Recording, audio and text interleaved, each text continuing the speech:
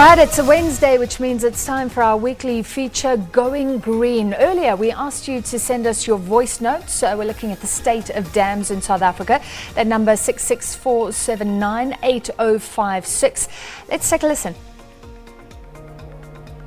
Hi, from Gwagwazi Copies.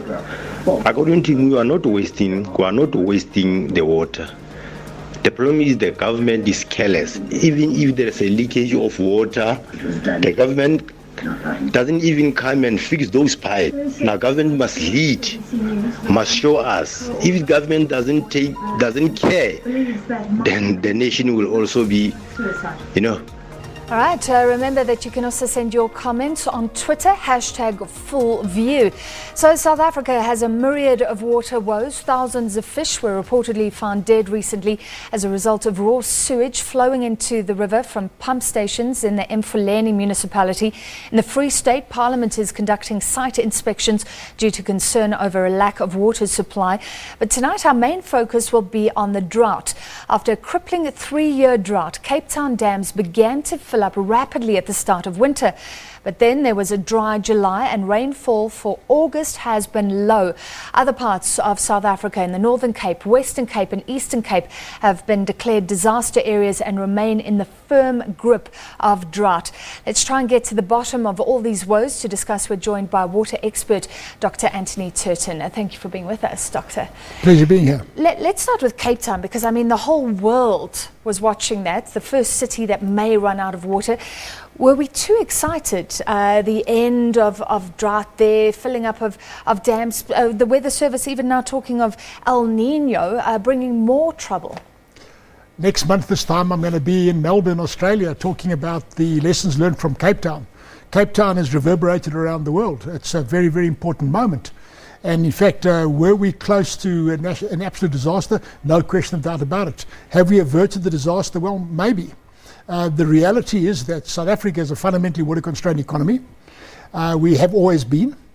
And I would like to touch base with what that caller mentioned early on. The government is careless. What we need to understand is that the paradigm in which we manage water and the paradigm in which we see water and react with water is fundamentally flawed. We react with water based on a Victorian concept that water is a stock, a finite resource. And this in fact is embodied in our National Water Act. It comes as one of the so-called Dublin principles, that water is a finite and vulnerable resource. In reality it's not. Water is an infinitely renewable resource. So we firstly need to understand that water is not a stock, it's a flux that moves in time and space. Therefore we go away from the fact that we are a fundamentally water-constrained economy to the fact that we in fact can use water as a foundation for our national economic rejuvenation by understanding that water is an infinitely recyclable resource. So you mean we're not thinking about how to reuse water? How we think about things defines the way we define a problem and also defines the way we find a solution for that problem. So if you have a water scarcity paradigm, you've only got two tools in your toolbox. You can either make more water by building a new dam, or you can use less by managing demand. And both of those are very blunt instruments. In the case of the Western Cape, we've moved beyond the point where you can't build any more dams. There simply is no more water available. So we now have to make new water available, because if you continue to manage demand as they've done in Cape Town, you simply kill the economy. So we now are moving into a brand new paradigm, the paradigm of abundance. And the paradigm of abundance is actually a very, very good news story, because it's about a reticulation, an economy in which we use water at different value, different quality in different times and different places for our national economic rejuvenation. Let's start with the coastal areas, because at least they have the sea, so they don't have to talk about reusing sewage, which we'll get to maybe in Johannesburg. But desalination, are we getting closer and closer to that point where it becomes really a viable option? And then you would think, sure, the supply is endless. That's a great question, and we didn't collude beforehand to share these questions, okay? The important thing is that planet Earth is 2/3 covered with water. Of the total volume of water, only 2% is fresh. Yes, we've used up the total fresh water available. We haven't used up the salt water available. So, what surprises me greatly in South Africa is the word you hear typically is desalination is too expensive. Compared to what? compared to massive unemployment, compared to loss of investor confidence, too expensive compared to what? Water is an economic enabler. So a month from now, I'm going to be dealing with top executives in Australia, where they're dealing with exactly the same problem. How do they actually uncouple their local economies from the vagaries of nature in a world where climate is changing in a fundamental way that is unpredictable? And that's really what we have here now. So in reality, we actually don't have a water constraint. We have a constraint placed on us by governance, by policy, but we have an infinite amount of capital, in inverted commas, and an infinite amount of technology to come into that water recovery, recycling, that rejuvenation space. That's our problem. Well, what is the state of desalination technology? When will it get to a point where we're not too concerned that Cape Town dam levels are again at 52% or nowhere near where they should be? Desalination technology is extremely sophisticated, and I think where we're moving to now is to understand that water is in a universal cycle, what is known as the hydrological cycle. Up until now, we've managed water under the rubric of, in inverted commas, integrated water resource management, but we haven't really integrated surface water, groundwater, salt water, fresh water. We haven't really begun to integrate those things. So in reality, what we need to start doing now is accepting that the world is changing, accepting that climate is changing in a way we can't predict, accepting, and the important thing is that the hydraulic density of population is a major driver. By this I mean the number of people per given unit of water.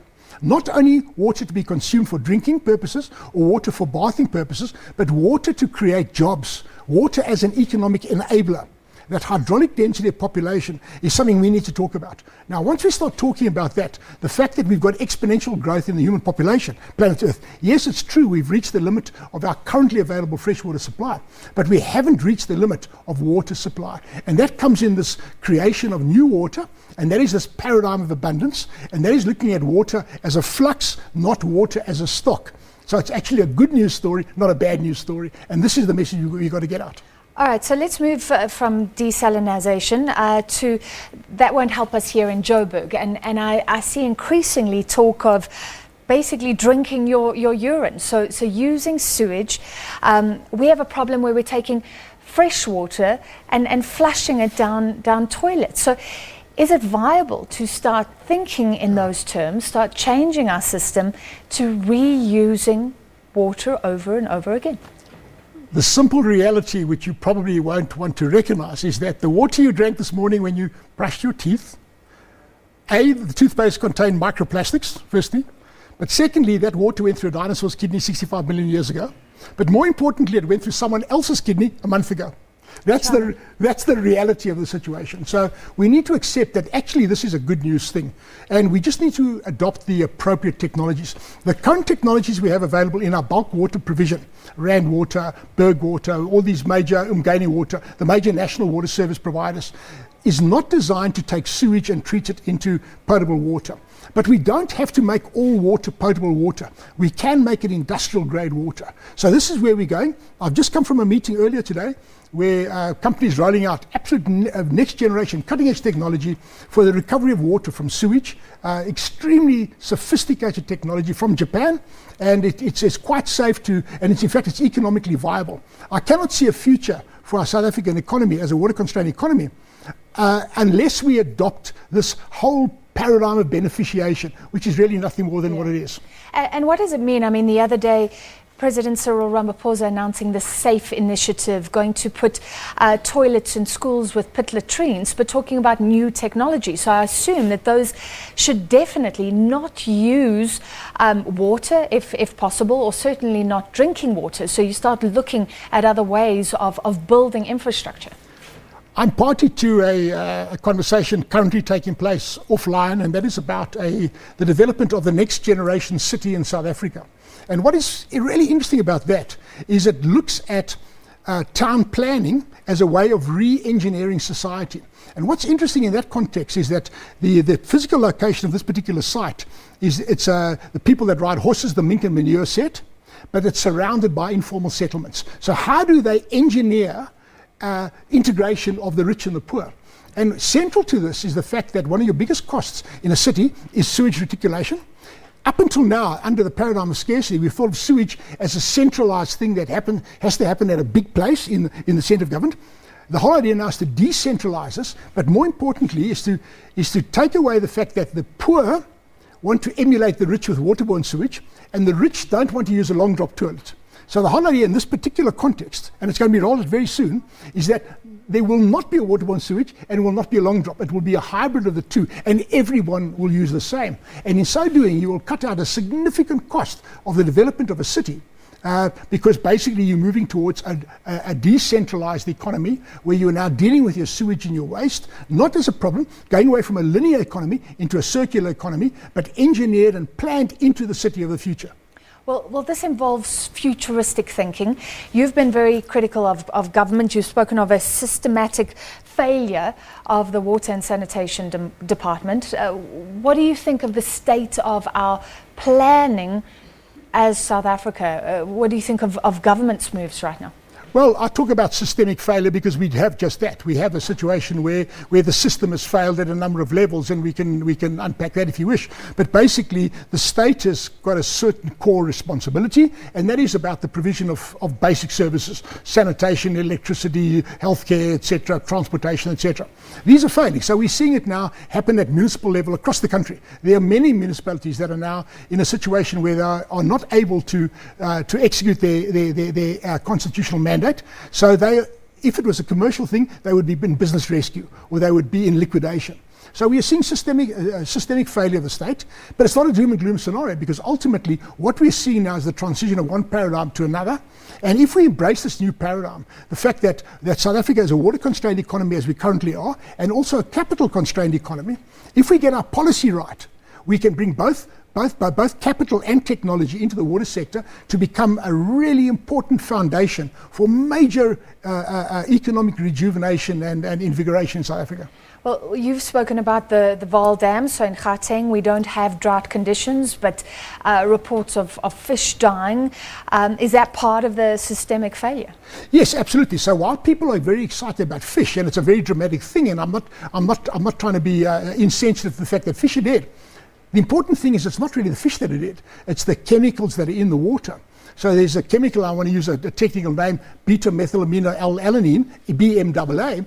That is a molecule that's in the water because of blue-green algae. We can't see that. That is a fundamental risk to everyone in society. Because of the failure of our sewage systems, we're now having blue-green algae proliferate. They are liberating this toxin, and no current treatment technologies in use by the state can remove it. That's the problem. So while dead fish are really dramatic and it's a visual image, the serious problem is your BMAA, and your BMAA, which you mean will affect us all down the line. I mean, the Vaal is huge and leads to so many water systems. 60% of the national economy is driven by the Vaal, but more importantly, what BMAA does is it leads to central nervous system dysfunction at some other level. So this is a very, very important, without sounding alarmist, it's a terribly... This sounds very alarmist. How long will it take to affect humans in South Africa? I'm currently working with some medical people to look at the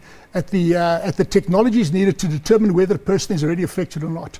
It's one of those things that it's a complex thing. I don't want to talk about it now on air, but it's a very complex issue, and it's something that we need to come to terms with in the near future. But all I want to make now, the point I want to make is that it's actually the invisible stuff we can't see. It's the slow onset disaster that's important, rather than the fish dying, which is also an issue in its own right. I don't want to trivialize that, but we just got to get this thing into balance.